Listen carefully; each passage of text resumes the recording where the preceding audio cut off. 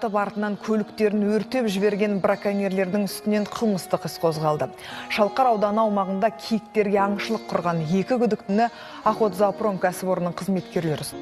Өңірде киік азаяр емес. Осындай браконьердің бірі Жаңақала ауданы аумағынан ұсталған. Оқиға бойынша қылмыстық іс қозғалып. Түркістан облысында қызыл кітапқа енген ақбөкендерді атып алғандар жазаланды.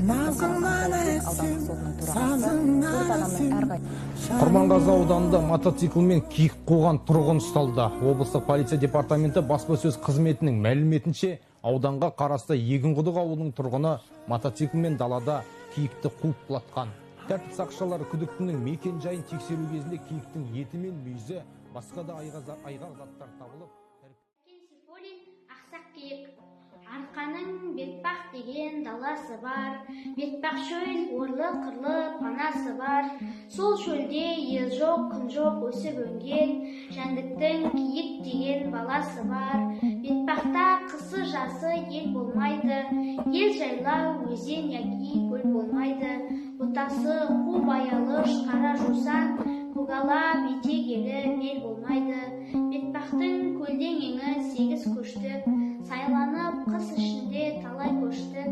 Азамат атпен айғыр атанғана, шыдар деп қосты тұрып талай дестік. Бетпақта елсіз көлсіз өсіп өнген, жалғызақ құлан киік шөлге көнген.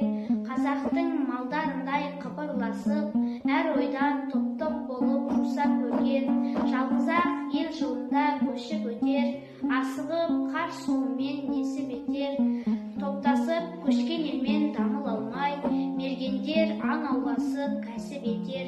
Мергендер дамыл алмай киік татқан, ауылды қан сасытып топырлатқан. Киікті ойлай мекен таусылар деп, азайып бірте-бірте келе жатқан. Бетпақтың көкпек жусан шөгі сұйық, сол шөпті қорек қылған байғұс күйік. Таңы аппақ, 2 көзі мөлдір қара, тигендей емес адам көзі қиып. Киікті қазақ және дейді бөкен, бетпақты бұл бейшара қылған мекен. Бөкенді мерген атып өлтіргенде, жазасыз жан өлді деп ойлай мекен. Бөкеннен сұлу аңды мен көрмедім, өзге аңға жануарды тең көрмедім. Көздері мөлдір еген ақ бөкенді, адамның баласынан кем көрмедім. Қап-қара 2 көзі мөлдір еген, әдемі 2 танау желбіреген. Елеңдеп жас балаша жалтаңдайды, жел түрткен жусаннанда селдіреген. Азайды соңғы кезде байғұс бөкен, мың-мыңнан баяғыда өреді екен. Бұл күнде келе жатқан жолаушыға, кез келеді анда-санда саяқ некен.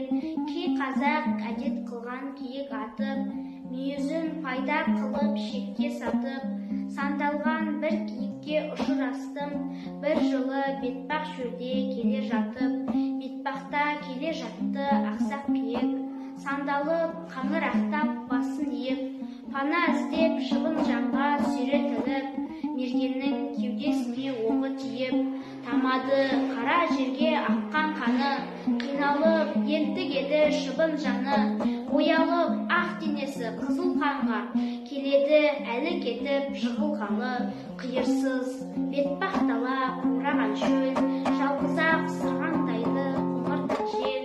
Еңіреу тірі жан жоқ жұрт жылмағай, ел қайда ел алыста шулаған ел. Сандалып келе жатты ақсақ киік, бір тоқтап анда-санда әлін жиып. Ақбөкен Сахараның бота көзі, аттеген қандай мерген көзі қиып.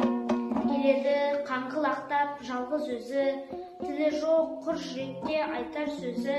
Шағады шыбын жанның қиналғанын, жалғызақ мөлдір еген 2 көзі.